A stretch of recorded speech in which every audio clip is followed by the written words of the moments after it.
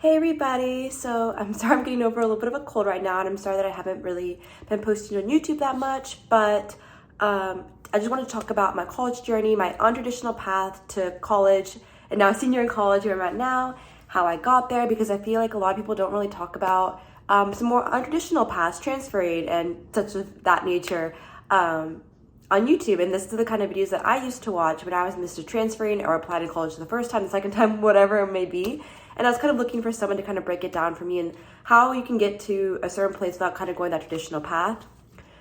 So I guess I'll separate this video into 3 parts. And this is part 1, which talks about like flashback to 2018, the fall, where I'm a senior in high school and I'm looking to apply for colleges.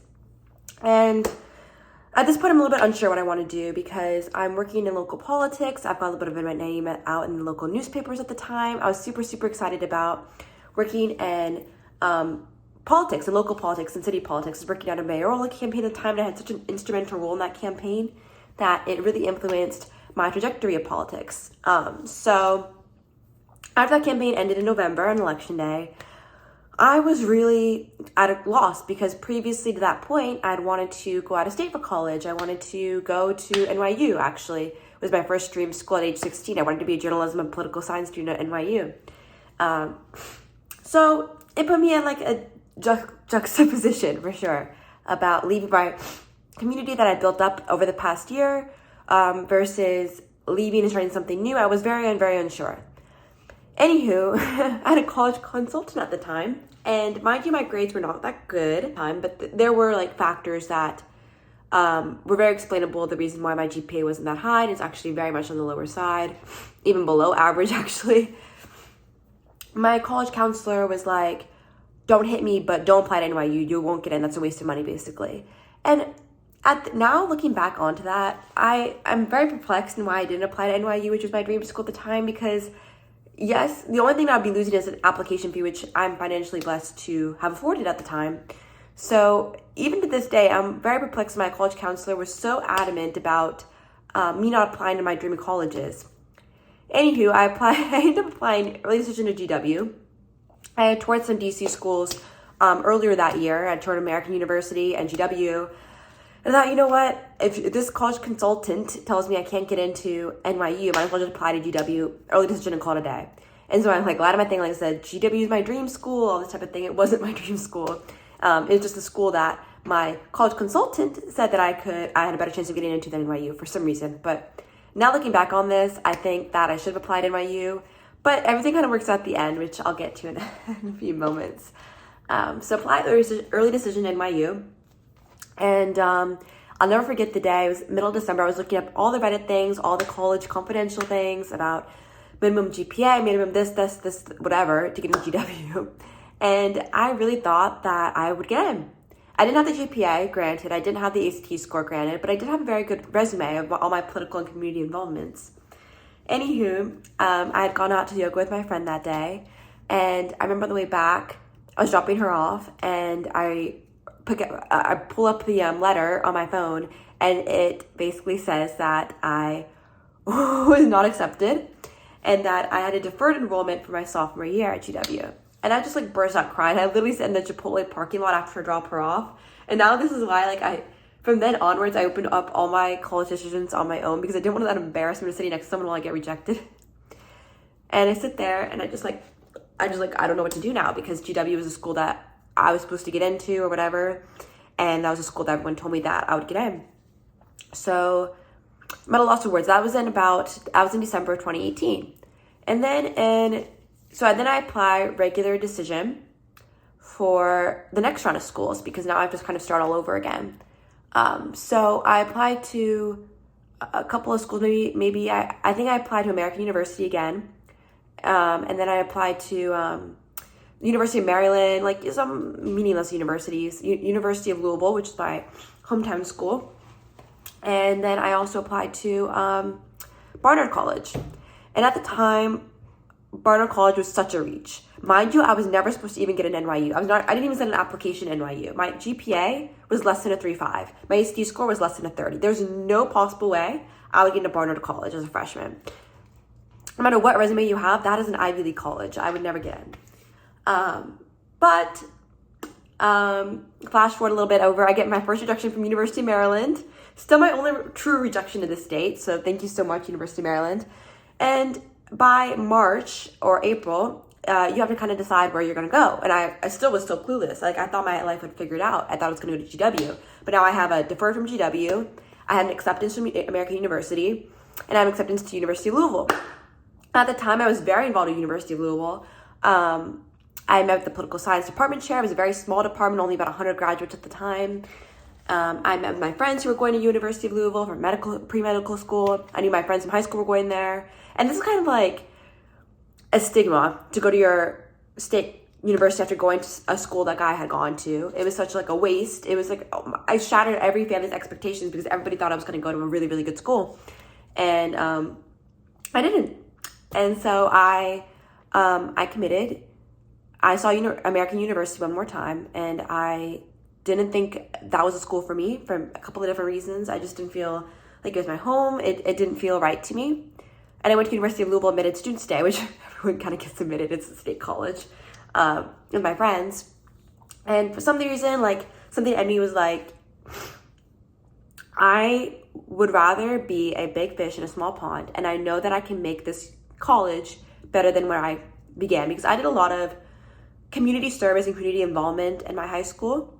I went across America in one trip, and I did like 50 plus hours of community service. And one thing that always stuck with me is leave a place better than you found it.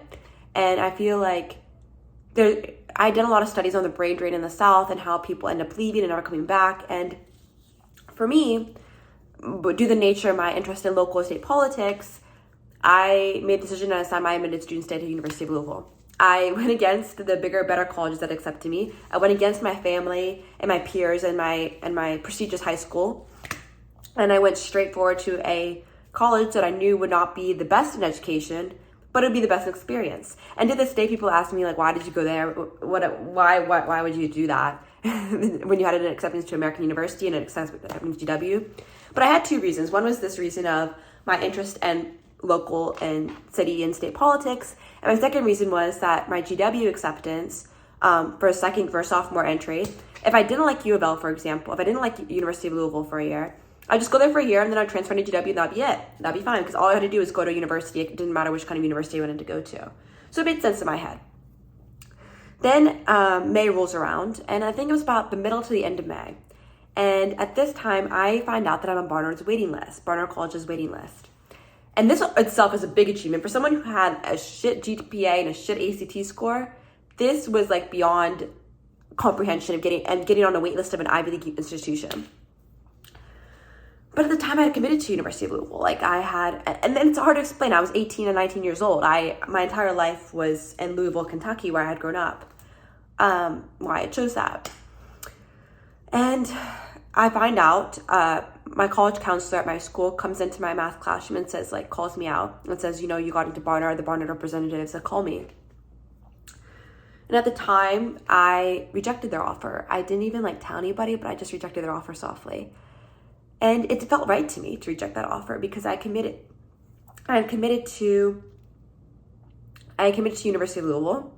I had my groundwork laid there. I had an internship lined up for me there. My friends there, my person I was seeing at the time there, everything that I had was there. And it didn't feel right. And I know how this sounds, denied an elite institution for a state college, despite I didn't financially, both would have been viable to me.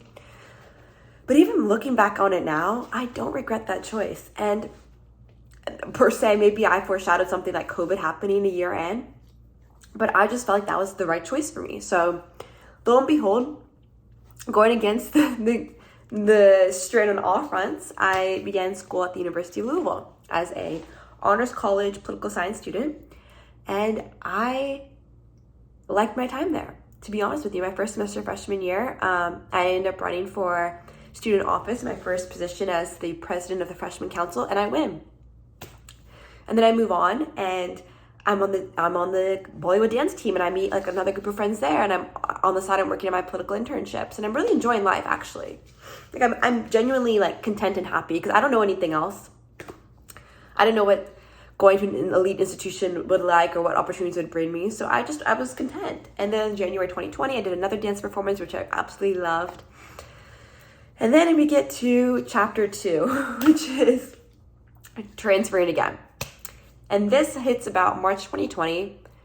World goes down. At this time, I'm actually doing part-time school and part-time commuting to another city, which is our state capital, Frankfort, Kentucky, working for Representative Charles Booker, who now has made a bigger name for himself. I'm working 2 internships. This is one of them. The second one was for a women's organization that promotes women to office. And then the third thing I was doing was running for my own office and my school for student senate. And I ended up winning with the majority vote there. And it was such a lovely experience. I had 450, votes, and the most votes, the majority votes, in the College of Arts and Sciences. I was very, very, very instrumental in, student government. I was very sociable. I enjoyed my time. I didn't even go out. Mind you, I never drank the first 2 years of college, which, I mean, that's kind of a crazy thing to think now, living in New York City, but it's true. I was just so committed to my work. And so March 2020 hits, COVID happens, and we're all sent home. And at that time, I'm like, well, I made the right decision because I paid this fraction amount of the amount I would have paid at Barnard, and I'm staying at home anyway, where everyone else gets sent home, so might as well. That summer ends up being kind of difficult for me. In April, I'm featured in a documentary, which is very fun. I can't post it because they own it, but being part of a documentary in Kentucky was very fun to be. It was very interesting.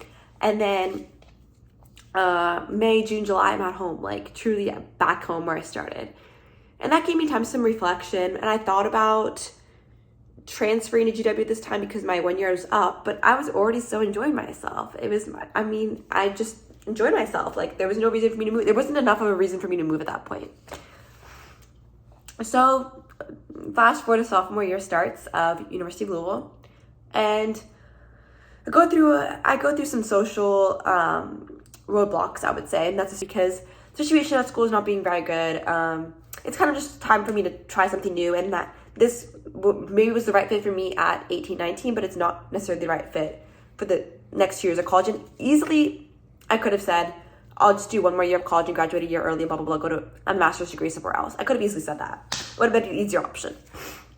But I didn't. Instead, I was like, you know what, this is my life, and I have to take advantage of it. And sort of this realization for my manifesting and spirituality, which I'll make a video about at some point. But I knew, like, in my heart of hearts, my intuition told me that it was. So I started thinking about this, and I think in October of 2020, I decided, like, I'm going to go. Like, I don't think I can go do another year here.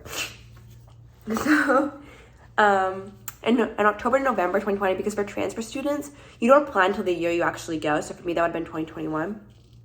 I take a look at some colleges that are close to me. So Indiana University being one of them, which is about an hour and a half away from home.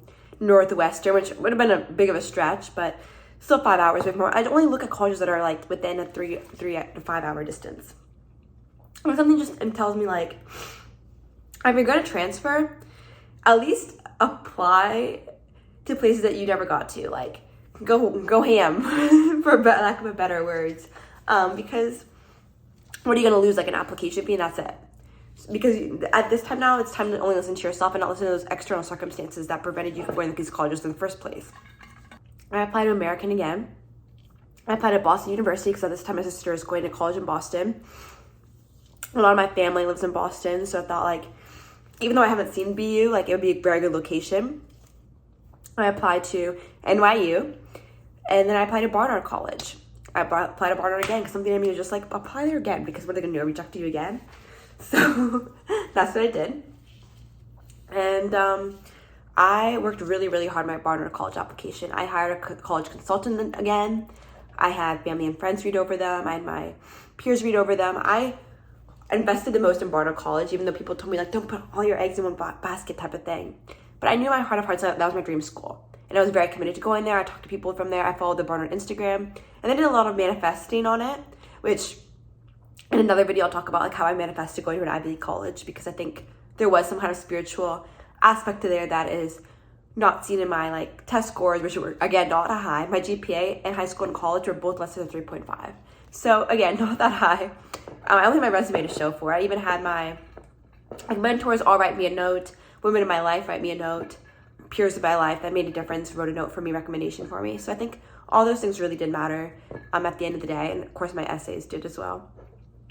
And I am just a waiting game now, because your application isn't really set until I sent my Barnard College application on February 14th, 2021. I'll never forget it, because I was sitting like in the dark, drabby room all winter long. I was just sitting there at 10 p.m. after a whole day of classwork at my sophomore year, which I was taking double credits because I was actually made my own major. I made my own individualized major of communications, public health, and political science. So I was working very hard, as well as doing my internships on the side. Like I was grinding at the University of Louisville like no other.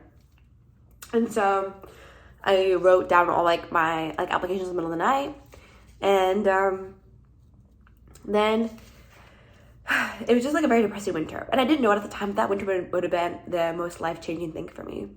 And so flash forward to like March, April, I do all my manifesting things. I'm like, you know what, like God's got it from here. Like whatever's meant to be will meant to be at this point. Like whatever's written in the stars is already written.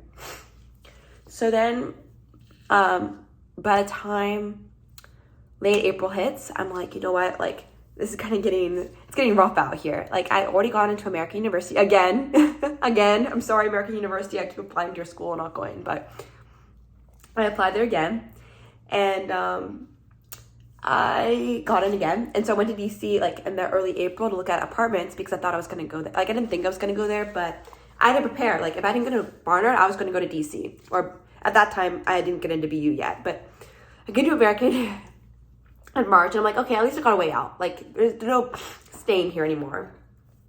My decision to transfer has already been made, no matter where it is at this point. And then middle of April, I want to say, I got into Boston University, which was where I was going to go. Like I was going to go to BU if I didn't get into Barnard, because I really like Boston again. Like it just familiar to me.